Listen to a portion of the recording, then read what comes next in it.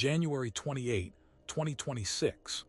A man in a gray fleece walked up to the intake desk at the Metropolitan Detention Center in Brooklyn.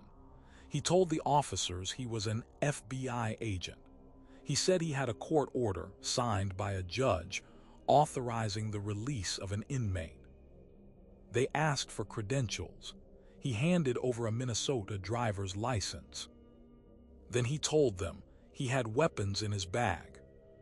They searched it. Inside, a large barbecue fork, a circular steel blade shaped like a pizza cutter. His name was Mark Anderson. He was 36 years old, from Mankato, Minnesota, and he'd been working at a pizzeria in the Bronx after a job opportunity fell through. He was arrested on the spot. No inmate was released. Facility operations were never disrupted. The complaint never names who he came for. A law enforcement official confirmed it anyway. Luigi Mangione stayed in his cell that night. But somebody tried. And the fact that someone tried, that a year after Brian Thompson was shot dead on a Manhattan sidewalk, a stranger showed up at a federal prison with a pizza cutter and a plan, tells you more about where this case has gone than any headline will. December 2024. Arrested at a McDonald's in Altoona, Pennsylvania, after a 5-day manhunt. Charged in 2 jurisdictions.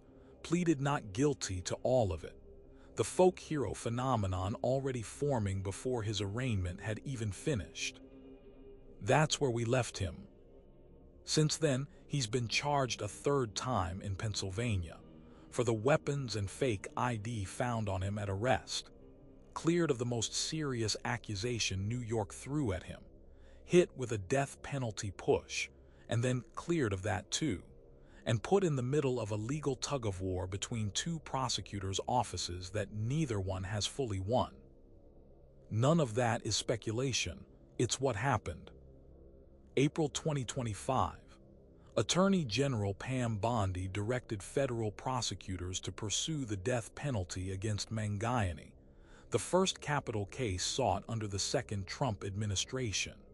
She called the killing a premeditated, cold-blooded assassination that shocked America. The order came before Mangione had even been formally indicted on the charges it was meant to apply to. His defense called it what they believed it was: politics wearing a badge. Attorney Karen Friedman Agnifilo said the federal case had been brought by a Justice Department that valued personal will over process, publicity over discretion, and partisan politics over justice. For 9 months, that fight sat unresolved. Then, January 30, 2026, Judge Margaret Garnett dismissed the 2 most serious counts against him: murder through use of a firearm, and the weapons offense tied to it. Her reasoning ran through a legal technicality most lawyers wouldn't have predicted. Under Supreme Court precedent, stalking does not qualify as a crime of violence. And without a predicate crime of violence, the murder charge that carried the death penalty couldn't stand. She didn't pretend the outcome made intuitive sense. In her written ruling, she called the analysis tortured and strange, and said she was bound to apply it anyway. Outside the courtroom, Agnifilo thanked the court for what she called an incredible decision. "We're all very relieved," she said. Supporters cheered in the hallway. A month later, on February 27, federal prosecutors confirmed they wouldn't appeal. The death penalty is gone. What's left? 2 federal stalking counts. Maximum sentence, if convicted, life without parole. The same hearing that took the death penalty off the table handed prosecutors something back. Inside Mangione's backpack at the time of his arrest, a ghost gun consistent with the murder weapon, a loaded magazine, an iPhone, and a notebook, handwritten, personal, containing what prosecutors describe as hostility toward the health insurance industry and its executives specifically. One-line prosecutors have quoted directly in filings. a passage urging someone to target a CEO at the annual Parasitic Bean Counter Convention, language that echoes, almost exactly, the timing and location of Thompson's actual killing. The defense fought to keep all of it out. Their argument, the backpack search in that Altoona McDonald's happened without a warrant and everything found in it should be inadmissible. Judge Garnett disagreed. The search was reasonable under standard arrest procedure, she ruled, and the evidence would have been discovered eventually anyway, warrant or not. Everything in that backpack goes to the federal jury.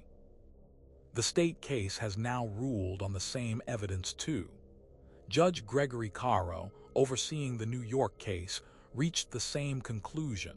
The search was valid, the notebook stays in. Two courts, two separate rulings. Same answer both times. Over $1.5 million. That's what sits in Mangione's legal defense fund as of this spring, raised through GiveSendGo after GoFundMe pulled his fundraisers, citing a policy against funding defense in violent crime cases. More than 10,000 individual donors, most giving small amounts, some giving thousands. The people running it call themselves the December 4th Legal Committee. Mangione has accepted the funds. What donors say when they give varies. Some cite due process. Some cite what they see as a broken healthcare system.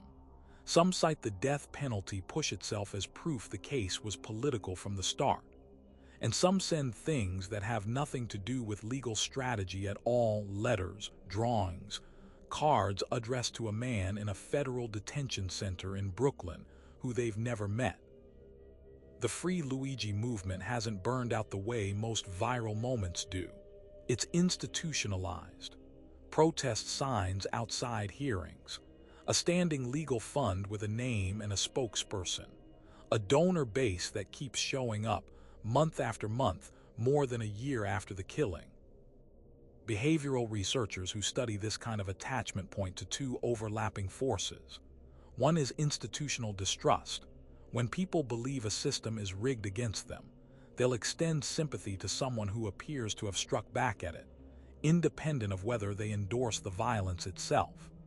The other is simpler and older, hybristophilia, an attraction some people form toward individuals accused of serious crimes, particularly when the accused is young, articulate, and photogenic. Neither explanation excuses what happened outside that hotel. Both help explain why a fund that started at $300,000 is now 5 times that size. 2 trials, 2 courts, 2 different maximum sentences, and for most of this year, 2 judges who couldn't agree on who should go first.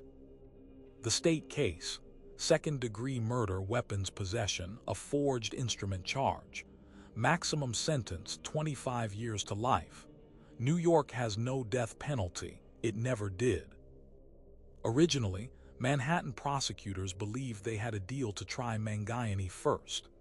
Then the federal judge set her own trial date for September, and the state judge, Gregory Caro, said flatly that the federal government had reneged on that understanding. He pushed the state trial forward to June 8 in response, before reversing course weeks later and settling on September 8, where it currently stands. In the middle of that back and forth, Mangione's defense made a move nobody expected.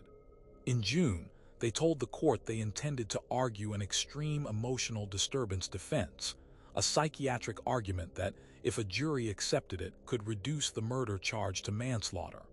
1 day later, they withdrew it. No public explanation was given. A former Manhattan prosecutor called the reversal stunning. What happened between those 2 filings, and why, is still not public record. Then came the federal side. With the state trial locked in for September, Mangione's own attorneys asked the federal judge to push their trial back, arguing they couldn't prepare a capital-adjacent federal defense while simultaneously standing trial in state court. Judge Garnett agreed. The federal trial now begins with jury selection on January 5, 2027, and opening statements on January 25. Here's the part that makes both trials genuinely unpredictable. Under the dual sovereignty doctrine, double jeopardy doesn't apply between state and federal prosecutions. A jury in one courthouse could acquit him. A jury in the other could convict him. Neither outcome cancels the other. Both legal teams are preparing for every combination at once. Mangione himself has only spoken once in open court, walking out of a February hearing in shackles. 1 + 1 = 2. This is double jeopardy by any common sense judgment. Legally, he's wrong. That's exactly why both trials are still happening. This case didn't stay contained to two courthouses. In May 2025, United Healthcare's incoming CEO Andrew Whitty announced his resignation, citing personal reasons, months after inheriting a company still reeling from Thompson's death. Congress held hearings on insurance claim denial rates that almost certainly wouldn't have happened without December 4, 2024. Multiple states introduced legislation targeting the exact practices Mangione's writings condemned. Whether any of it becomes law is a separate question. What matters is that the conversation reached rooms it had never reached before. The argument underneath the manifesto, that insurance companies systematically deny legitimate claims, and that the cost of that gets paid in human lives, received more mainstream scrutiny in the 6 months after Thompson's death than in the decade before it.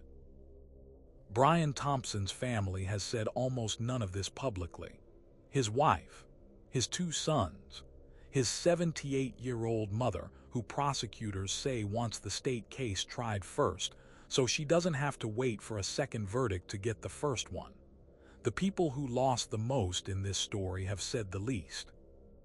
Luigi Mangione is still in a cell in Brooklyn.